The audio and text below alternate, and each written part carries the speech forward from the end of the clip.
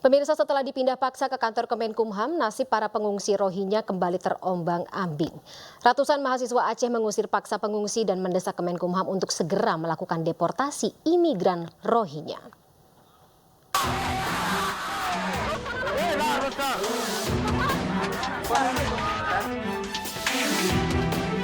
Tangis pengungsi Rohingya pecah saat ratusan massa mahasiswa Aceh mengusir paksa para imigran dari tempat penampungan sementara di basement Gedung Bale, Meseraya, Aceh, menuju kantor Kemenkumham Aceh.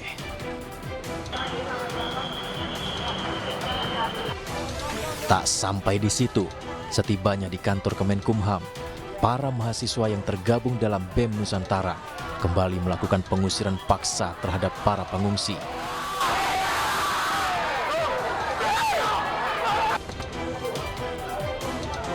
Mereka mendesak Kemenkumham Aceh untuk mendeportasi imigran Rohingya ke negara asalnya dalam kurun waktu 2 minggu. Aksi mahasiswa ini membuat para pengungsi Rohingya menangis histeris. Dengan rasa takut, pengungsi Rohingya berlarian menuju ke belakang gedung Kemenkumham.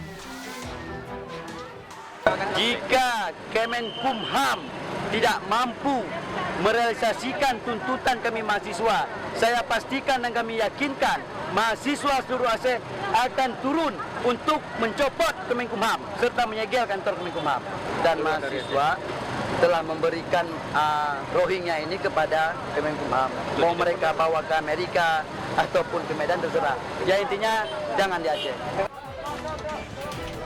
Setelah aksi pengusiran mahasiswa, kini ratusan Muslim Rohingya masih bertahan di parkiran kantor Kemenkumham dengan bayang-bayang ketakutan. Dari kota Banda Aceh, Taufan Mustafa, iNews melaporkan.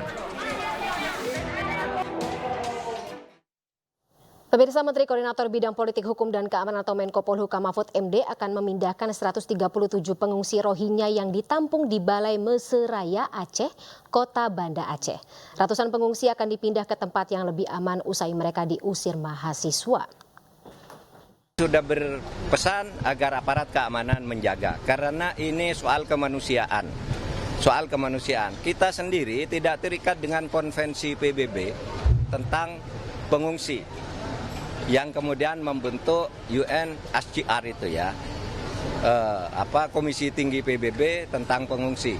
Kita tidak terikat dengan itu, tapi kita punya ikatan lain yaitu kemanusiaan. Orang kalau terusir tidak bisa pulang ke negerinya daripada terkatung-katung di laut. Dan untuk membahas terkait dengan pengusiran etnis Rohingya dan langkah yang sebaiknya diambil oleh pemerintah Indonesia, kami sudah terhubung bersama dengan Usman Hamid, selaku Direktur Eksekutif Amnesty International Indonesia. Selamat sore, Mas Usman. Sore, iNews. Baik, halo, Mbak. Baik, Bang Usman.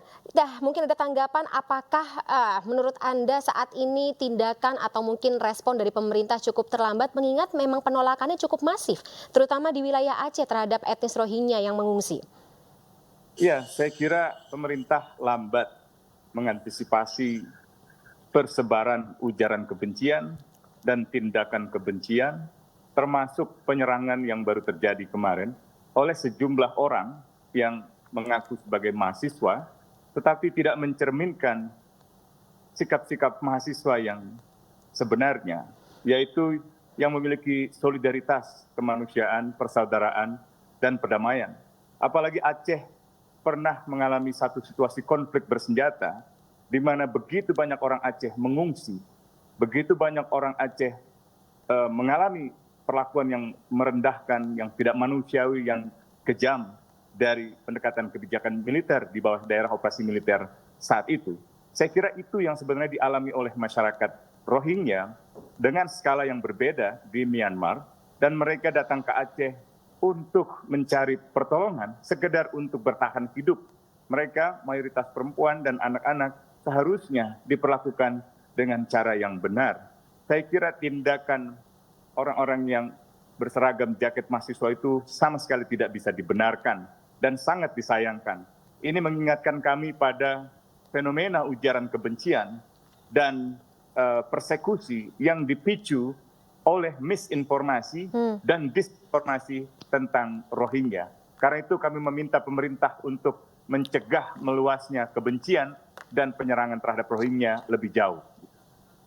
Oke, Bang Usman mungkin bisa juga melihat bagaimana narasi yang terbentuk terutama di media sosial, kemudian terkait dengan bagaimana netizen saat ini juga terbagi antara harus melindungi pengungsi yang membutuhkan pertolongan dengan yang membaca narasi bahwa sempat ada memang kasus-kasus yang disebabkan oleh para pengungsi Rohingya tersebut.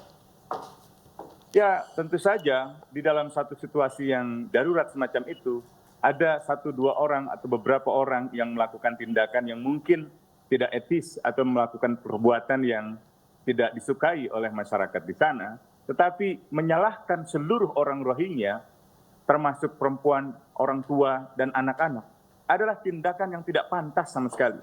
Tidak mencerminkan sikap-sikap bangsa Aceh yang besar, yang di masa lalu begitu tinggi solidaritasnya di dalam menyelamatkan orang-orang yang ada dalam bahaya di laut. Beberapa tahun yang lalu, sejumlah nelayan, termasuk Panglima Laut Pak Badrodin, itu menolong begitu banyak orang-orang Rohingya. Dan dunia memuji.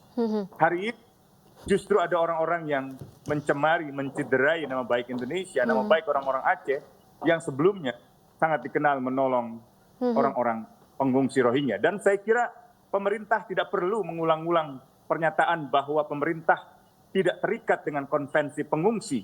Iya. Konvensi lainnya, konvensi tentang hukum laut, the law of the sea, dan juga konvensi tentang pencarian dan pertolongan, search and rescue, mewajibkan pemerintah Indonesia untuk menolong mereka yang ada dalam bahaya di laut. Konvensi anti penyiksaan yang sudah diratifikasi oleh Indonesia, itu mewajibkan pemerintah Indonesia untuk mencegah agar orang-orang pengungsi Rohingya itu misalnya dikembalikan secara paksa ke negara di mana mereka akan mengalami penyiksaan dan perlakuan lain yang kejam, tidak manusiawi dan merendahkan martabat manusia. Seharusnya pemerintah bersikap lebih positif, menggalang dukungan, menggalang solidaritas masyarakat Indonesia yang selama ini telah begitu baik menolong Rohingya di Cox's Bazar di Bangladesh. Mulai dari Lazismu Muhammadiyah, Nahdlatul Ulama, sampai dengan organisasi seperti Mercy, Dompet Duafa, dan lain sebagainya yang menolong orang-orang Rohingya. Seharusnya itu yang dikembangkan oleh pemerintah, bukan terus-menerus mengulang pernyataan bahwa pemerintah tidak terikat oleh konvensi pengungsi, seolah-olah ada pembenaran terhadap tindakan untuk membiarkan para pengungsi itu ada dalam kesusahan, apalagi sekarang disudutkan, dibenci, bahkan diserang tanpa ada dasar yang jelas. Saya kira pemerintah harus membenahi sikapnya, harus tegas. Jangan takut dengan Myanmar hanya karena pemerintah misalnya memiliki kerjasama keamanan atau kerjasama ekonomi dengan Myanmar atau dengan Tiongkok, sebuah negara yang juga sangat dekat dengan Myanmar dalam urusan Belt and Road Initiative dan inisiatif ekonomi lainnya. Saya kira untuk Bang Usman, pemerintah harus tegas menolong mereka, menyelamatkan mereka, dan menindak orang-orang yang menyerang Rohingya secara hukum. Baik Bang Usman. Memang kita butuh ketegasan terkait dengan bagaimana tindakan dari pemerintah, terutama ketika ini bicara mengenai kemanusiaan dan juga pesan-pesan yang sebenarnya sudah termaktub dalam pembukaan Undang-Undang Dasar 1945. Terima kasih. Betul. Baik. Gimana Bang Usman? Kementerian Luar Negeri saya kira tidak bisa mengambil sikap-sikap yang seperti ini, tidak mencerminkan konstitusi Indonesia, tidak mencerminkan sikap bangsa Indonesia yang beradab, yang bersolidaritas pada perdamaian dunia dan persaudaraan kemanusiaan sedunia. Baik, Bang Usman sendiri mungkin ada imbauan pesan-pesan mungkin yang bisa juga dijalankan terutama untuk warga yang bisa menonton iNews sore hari ini yang ada di wilayah-wilayah yang didatangi oleh para pengungsi Rohingya. Bagaimana cara kita tetap bisa membuka hati untuk kemanusiaan tersebut? Manusia tidak bisa dibedakan perilakunya buruk atau negatif, buruk atau baik hanya karena rasnya, hanya karena agamanya, hanya karena warna kulitnya. Dan manusia hanya bisa dianggap baik kalau memang perbuatannya baik. Apakah ia orang Indonesia, orang Rohingya, orang Islam, atau orang Kristen, atau orang apapun, itu tidak menjadi penentu baik tidaknya seseorang. Dan bangsa Indonesia dikenal sebagai bangsa yang paling dermawan di dalam menolong solidaritas kemanusiaan di Palestina, di Ukraina, di Myanmar, di Rohingya dalam tahun-tahun sebelumnya. Karena itu mari kita cegah tindakan sekelompok orang yang ingin menciderai Indonesia dengan tindakan pengusiran, ujaran kebencian yang didasarkan pada misinformasi dan disinformasi. Kalau ada yang ingin memahami masalah Rohingya, bacalah media-media yang bertanggung jawab. Kalau di Aceh, saya kira Aceh kini yang akun Instagramnya baru dihilangkan, meskipun Bang Usman harus menjadi rujukan bersama. Baik Bang Usman. Terima kasih banyak atas insight-nya dan juga waktunya dalam Aidu Sore-sore hari ini. Sampai jumpa Bang Usman, selamat sore. Dan berikutnya pemirsa Aidu Sore juga akan dilanjutkan oleh rekan saya Mirva Suri. Mirva, selamat sore. Ya, selamat sore Fani dan juga pemirsa. Ya, ada kabar atau informasi apa yang akan disampaikan dalam Aidu Sore berikutnya? Ya, nantinya Aidu Sore sesaat lagi akan memberikan informasi mengenai ribuan masyarakat Papua yang mengarak jenazah Lukas NMB ke tempat peristirahatan terakhirnya dan akan dihadirkan usai kumandang azan maghrib untuk wilayah DKI Jakarta dan sekitarnya. Tadi ada mobilnya Pak Suri.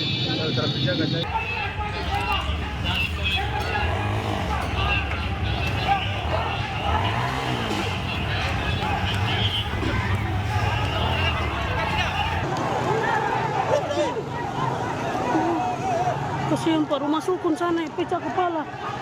Pak Rumah Sukun pecah kepala. Kita ini polisi yang memukul. Aduh sayang jangan nih. Aduh sayang. Mengkenakan kau. Gue kemana naik sekarang.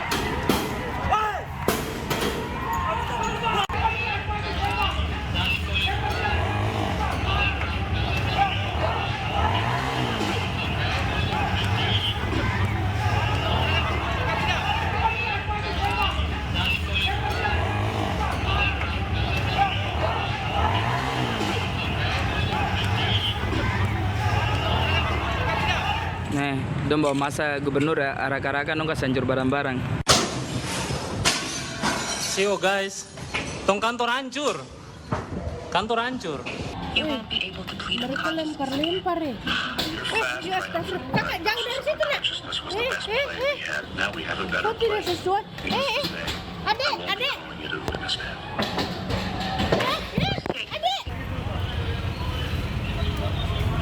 Nah, kas masuk udah, masih satu saja. Jalan.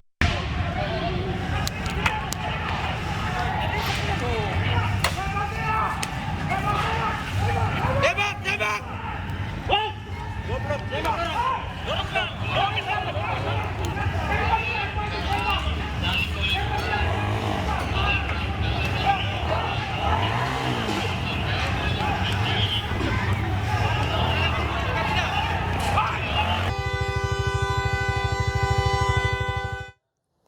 Kembali lagi di iNews Sore, kali ini bersama saya Mirva Suri.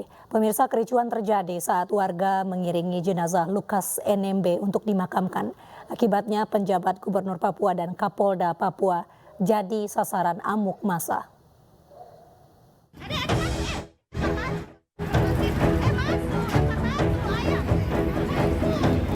Proses pemakaman dan iring-iringan jenazah mantan Gubernur Papua Lukas NMB ricuh. Kericuhan berawal saat jenazah Lukas NMB tiba di Bandara Sentani Jayapura Kamis pagi. Massa yang sejak pagi menunggu kedatangan, kemudian mengiringi jenazah Lukas NMB menuju ke tempat persemayaman. Sebelum dibawa massa, jenazah Lukas NMB rencananya dibawa pihak keluarga dan aparat. Namun aparat dan keluarga kalah jumlah dengan massa yang hadir. Di tengah perjalanan, warga dan mahasiswa yang ikut mengiringi jenazah tiba-tiba melakukan aksi pelemparan batu.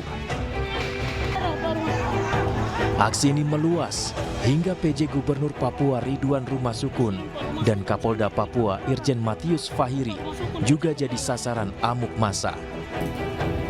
Akibat kerusuhan ini, sejumlah fasilitas publik dan ruko rusak terkena lemparan batu.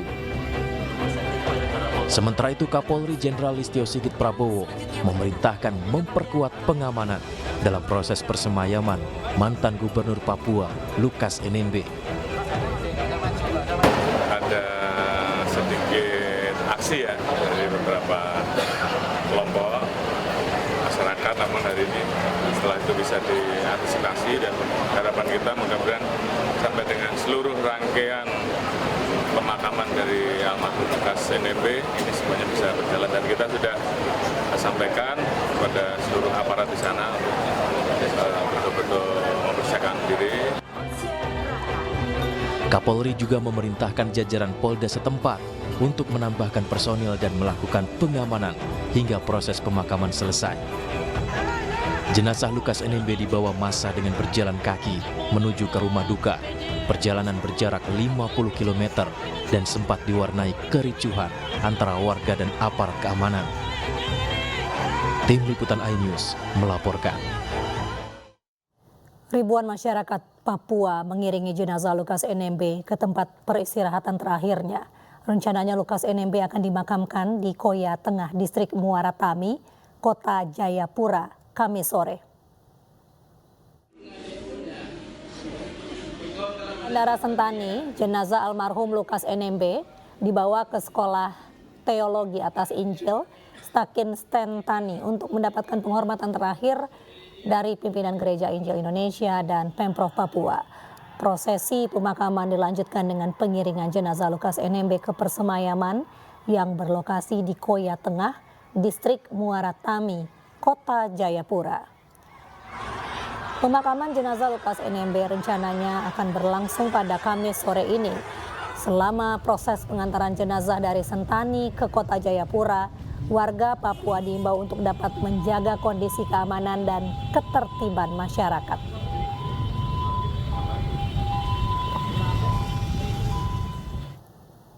Pemirsa, selama 2 periode menjabat sebagai Gubernur Papua, Lukas NMB mengawali karirnya sebagai CPNS. Selama menjabat, NMB dikenal sebagai pemimpin yang pluralis dan moderat. Lukas dinilai mampu meningkatkan hubungan antara pemimpin lain dari berbagai kelompok dan juga agama di Papua.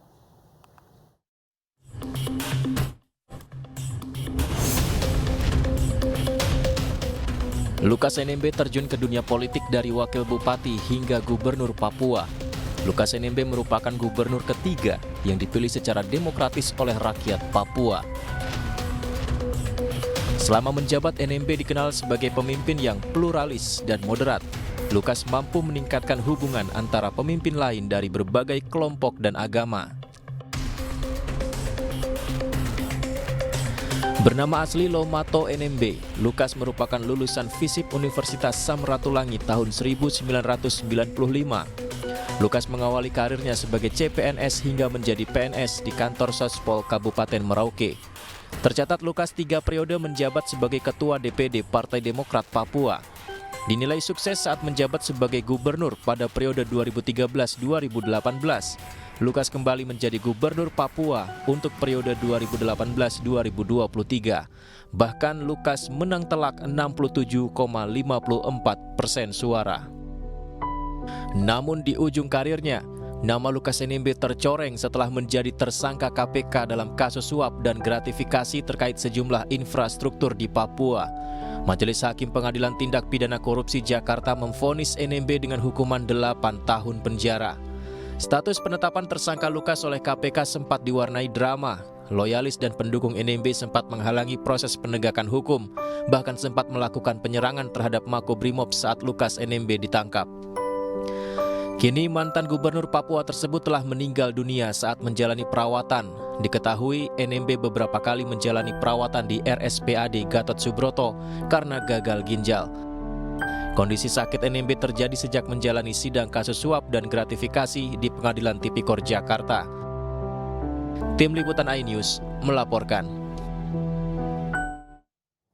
Bawaslu menduga ada pelanggaran administratif terkait pengiriman surat suara ke WNI di Taipei sebelum jadwal pemilu pelaksanaan pemilu di luar negeri. Informasinya usai jeda hanya di iNews sore.